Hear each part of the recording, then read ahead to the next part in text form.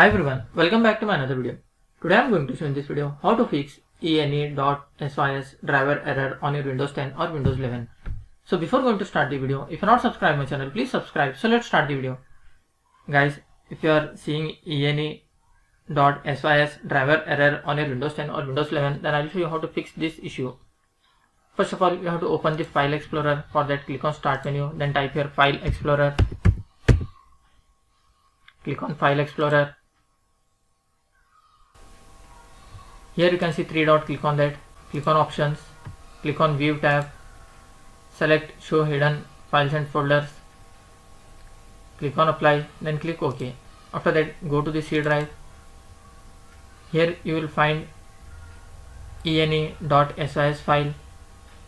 Just you have to right click on that, then click on Rename,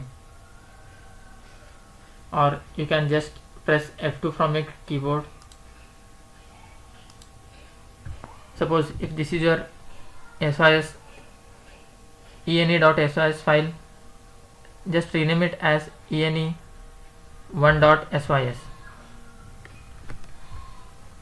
After that,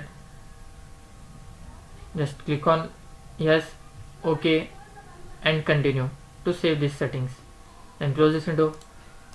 After that, second method is click on Start menu, then type here Core Isolation. Click on Core Isolation.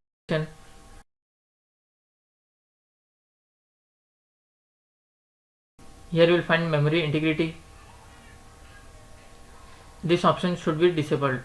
If this option is enabled, just you have to disable it.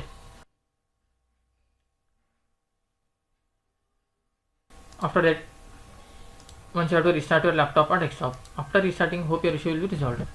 That's it guys. So in this way you can fix ene.sys driver error on your Windows 10 or Windows 11. Thanks for watching. Hope if you like this video, please like, share and don't forget to subscribe.